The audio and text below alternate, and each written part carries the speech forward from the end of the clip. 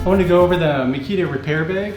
This bag is located on the second shelf above all the sprayers. We would use this tool set if we had to replace some siding on a house or pull out some deck boards and replace those. We don't do a ton of carpentry, but when we do have to do it, we have this bag of tools here.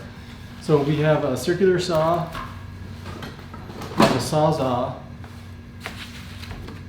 a light, Makita charger, and then there's 2 battery packs here. We have our blades for our Sawzall, and then we have an extra circular blade. We've got a tape measure, even though each foreman will have their foreman tool bag, which will have a tape measure in it. And then we have an extra pencil in here. And we have the Allen wrench for taking off the blade on the saw. There's a guide here for the circular saw, which we don't use very often, but it's here in case you need it. And there is some screws in here.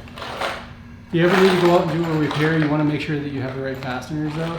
There's a set of 2.5 inch or a box of 2.5 inch and a box of 3 inch. Just make sure that you have enough of what you need to do to make a repair. So let's kind of go over the circular saw first. The blade that's on here is the general purpose Makita blade. I think it's like 16 teeth.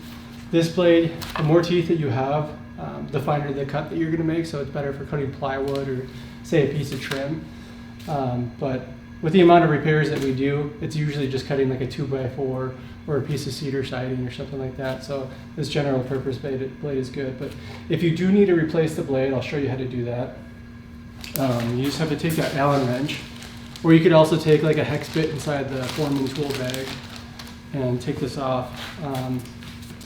Right here, there's a little button that you press that'll lock the blade in place.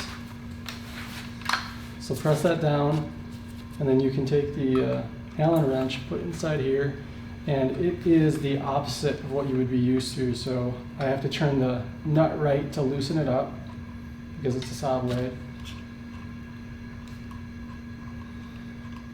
I can take this off. It's going to be 3 pieces. It's going to be the nut, a little washer right there, and there's going to be like a locking nut right there too, this piece. So there's 3 pieces. And take the blade off now. When you reinstall this blade, or any blade, you're going to reinstall it so that you can still see all the logo on there. The teeth have to be kind of pointing up because the way it rotates. So this blade would also go in like this. You wouldn't want to put it in this way where you don't see any of the writing. So I'll just go ahead and get this put back on. Get it slid in there. Get that locking nut put on. And I'll get my nut put on.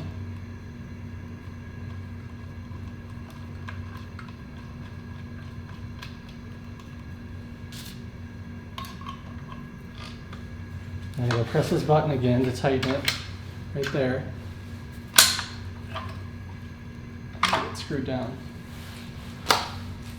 So a general operation is just you press this button down. It's kind of like the safety switch. So you can't press the trigger unless this is first. This button is first pressed down a little bit. So you press that down, hit the trigger, and it goes. You have a couple of different adjustments that you can make here. So you can make an angle cut there by adjusting this lever right here. Again, most of the time we're just cutting straight angles, so you just keep it flat. What else? There's this adjustment right here. This one we would maybe sometimes use to decrease or increase the depth of the cut. So it's usually just kept like this, but if you do need to decrease it for whatever reason, there's this lever right here to make it so it's going to cut a little bit more shallow. Sawzall blade, we have a bunch of different blades here, lengths and different number of teeth, which will make a difference in how what type of material you're cutting. So if it's a coarser or say this one's only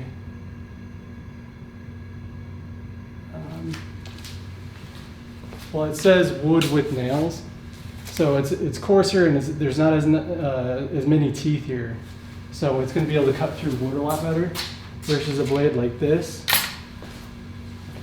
There's going to be a lot more teeth to it, and they're going to be smaller teeth, so it's going to have a finer cut to it, and a lot of times it's better at cutting through like a metal.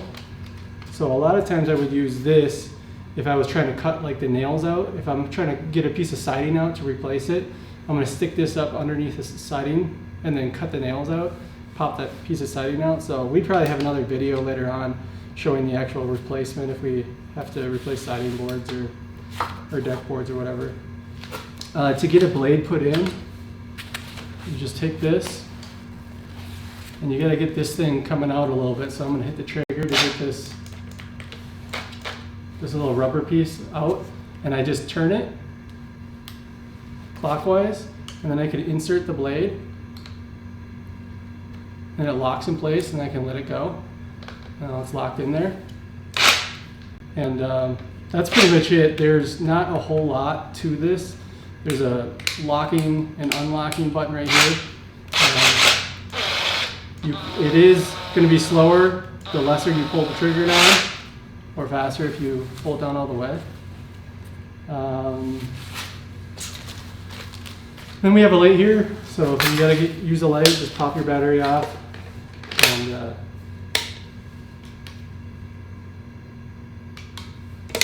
there you go. I think I'm gonna run through a couple of examples of just how I would cut like a 2x4 for you. The other item that's inside there is a speed square, just to help you draw a straight line for your cut. So let's just say that I had a 2x4 taken off and I'm replacing it. I measured it out. You just lay the speed square on the edge, draw your line.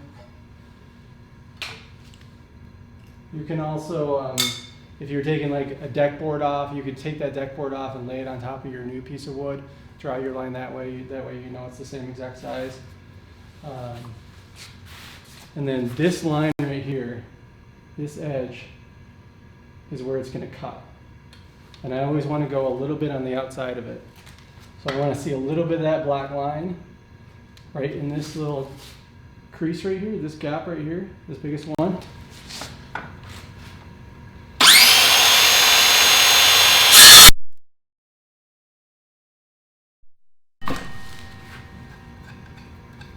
You can see that coarser tooth blade, it leaves a little bit more frayed up wood, but again, it's not really as much of a factor for the type of repairs that we do. If we're doing like trim or something like that, that's when you'd want to hook up one of these blades that has more teeth to it.